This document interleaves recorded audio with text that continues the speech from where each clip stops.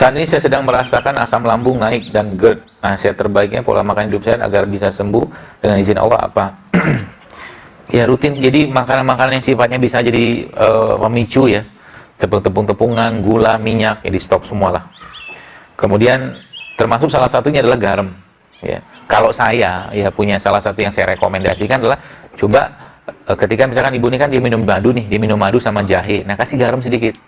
Ya, garam itu juga bagus untuk bukan menetralkan, tapi memperbaiki enzim pada lambung kita. Reaksi enzimatisnya tubuh kita itu bisa dibantu sama garam tadi.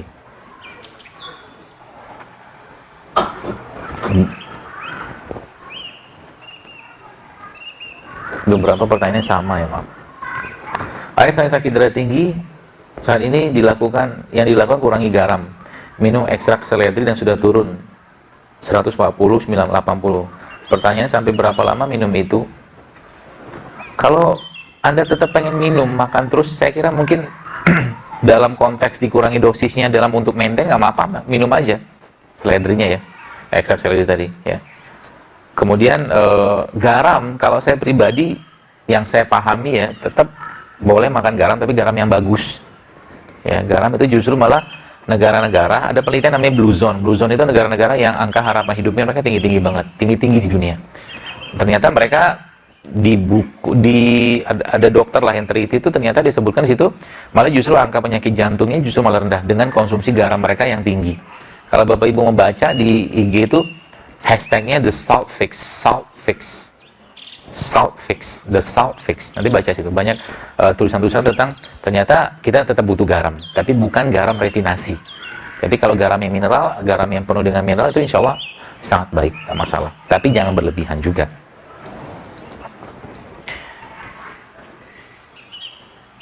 Minta solusi untuk masalah OCD, Obsessive Compulsive Disorder, terhadap kebersihan.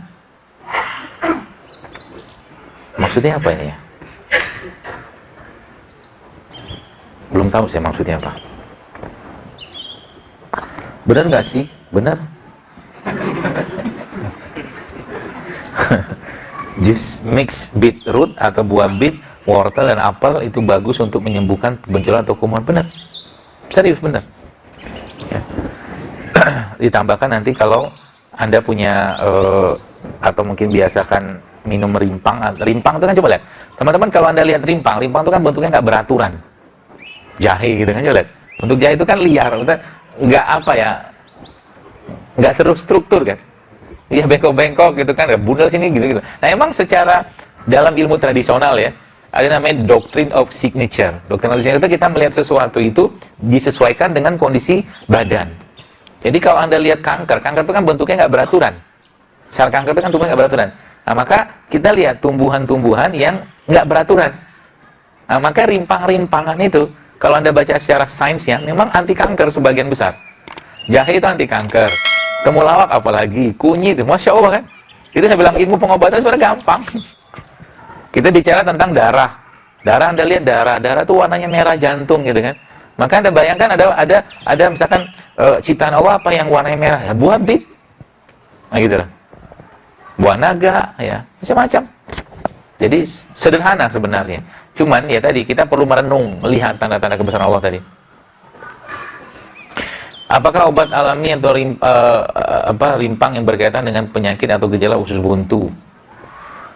Iya, kalau usus buntu saya kira mungkin perbanyak makan serat aja sih ya, kayak rumput laut, lidah buaya gitu, itu membantu ya. Tambah juga dengan kunyit itu kan anti radang, ya, bisa membantu insya Allah. Apakah kecanduan bermain HP bisa mempengaruhi kejiwaan? Sesuatu yang berlebihan pasti nggak bagus, ya. Sesuatu yang berlebihan pasti tidak bagus. Jadi kalau sudah, jadi hati-hati dengan ain.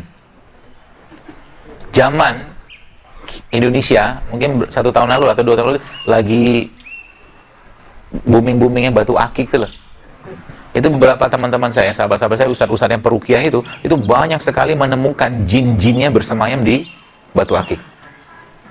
Jadi jadi tiba-tiba dia beli cincinnya mahal-mahal gitu kan. Beli cincin mahal-mahal segala macam, terus tiba-tiba ada keluarganya sakit, dia pun sakit-sakitan, aneh-aneh gitu kan. Terus saya tanya sama ustadz itu, teman saya itu kan, tanya, Bapak ada pegang apa, benda yang paling Bapak senangin? Oh, saya lagi koleksi batu Pak, Ustadz. Belinya berapa? Sekian puluh juta, 100 juta. Ya sudah, batu itu diambil, dihancurkan, hilang semua. Hati-hati dengan sesuatu kayak. Jadi kalau sudah kita tercandu dengan kayak begitu, itu jinnya bisa masuk. Jinnya bisa bersemayam di situ. Ya, nggak boleh. Cinta berlebihan terhadap sesuatu itu nggak boleh. Apa resep untuk menghilangkan batu ginjal? Pengalaman saya, bisa Anda pakai akar alang-alang sama minum itu air kelapa. Akar alang-alang direbus, nanti diminum airnya, terus minum air kelapa. Mudah-mudahan bisa membantu. Kalau tidak kolik ya, kolik itu maksudnya kalau tidak nyeri. Kalau sudah nyeri banget, batu udah gede banget, ya operasi lah, nggak apa-apa kok. Ya, kalau memang kecil-kecil saja nggak apa-apa. Sayurnya dibanyakin ya, kurangi minyak, kurangi tepung ya, kurangi gula ya, itu insya Allah membantu banget.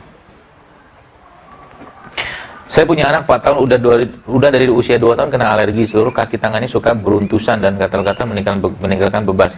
Resep herbalnya apa? Di IG ada kok, anti gatal JSR hashtagnya. Hashtagnya anti gatal JSR. Baca di situ, insya Allah ada. Makanan apa yang paling baik untuk bayi saat sedang makanan pendamping ASI? Saya sih nggak ahlinya untuk bayi ya, tapi secara umum kalau bapak ibu mau dapatkan tambahan makanan itu bisa dari makanan dari lebah ya, kayak bee pollen gitu juga bisa. Bee pollen itu kan protein juga ya, atau mungkin protein yang sehat seperti tempe juga bisa. Tempe nanti dihancurkan dijadikan seperti bubur juga bisa, kasih madu atau kasih kurma, itu bisa juga buat pendamping ASI-nya ya. Dan ibunya saat lagi pendamping ASI begini juga tidak perlu juga untuk mengkonsumsi seperti ya madu kayak batu soda, itu juga perlu. Bagaimana tanggapan saya mengenai testosteron replacement terapi? Apakah halal? Wallahualam, saya belum baca ya, belum tahu ini ya. Tapi kalau testosteronnya dari orang lain ya, wallahualam seperti nggak halal lah. Ya, wallahualam. Tapi belum tahu saya, detail belum tahu. Bagaimana dengan CBD oil atau balm yang berbahan dasar kanabis? Kalau dibilang dia bermanfaat, cuma regulasinya nggak boleh. Kanabis itu ganja ya. Ya, minyak ganja itu di beberapa, kayak di Amerika itu dijual. Memang dia punya peran untuk pengobatan, tapi masalah regulasinya nggak boleh. Mau gimana? Pakai itu nanti malah masuk penjara kan repot. Ya, mendingan nggak usah sih. Saya belum lama periksa lab, hasilnya 97% abnormal, 3% abnormal. Bagaimana memperbaikinya? Puasa. Puasa adalah bentuk paling baik untuk memperbaiki sperma sama ovum. Kalau sudah puasa, maka sahur sama bukanya jangan nyampah lagi. Ya. Mentang-mentang puasa, bukanya ya gitu lagi. Kapan mau sehat badannya? Ya, bagi puasa juga nggak tiap hari kan.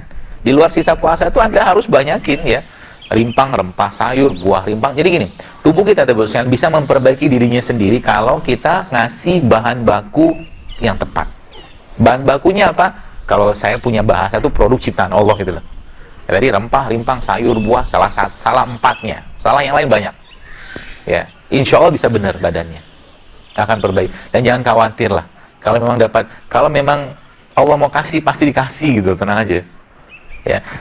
Kita dikasih penyakit kayak begini ya, atau mungkin kondisi kayak begini, pasti ada asbab, musabab dari apa yang kita kerjakan di masa lampau gitu loh, pasti ada ya. Maka minta ampun itu cara paling baik ya, bertobat ya, banyakin sedekah, banyakin istighfar, salah satunya itu puasa. Kemudian apalagi cara yang lain? Ada satu produk lebah yang sangat baik ya untuk memperbaiki kualitas sperma. Setahu saya namanya Royal Jelly. Royal Jelly, yaitu makanannya ratu lebah. Ya, kalau nggak ada Royal Jelly pakai apa? Pakai bee pollen juga boleh, bee pollen. Kalau nggak ada apa? Madu. Kalau nggak ada apa? Kunyit. Ya, kunyit. Atau kalau nggak ada, batu soda. Banyak pilihannya. Mana yang ada aja. Bagaimana agar haid lancar? Pakai resep yang tadi bisa. Yang tadi kunyit sama serai sama jeruk nipis sama madu.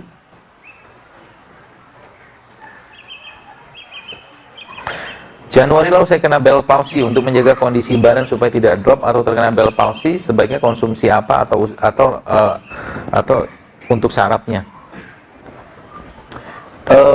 Coba konsumsi itu ya. Rempah-rempah yang sifatnya panas, kayak cengkeh, ya, kayu manis, kemudian jahe. Nah, coba itu bisa dijadikan pilihan salah satu. Kemudian kalau ada chia seed juga boleh pakai chia seed.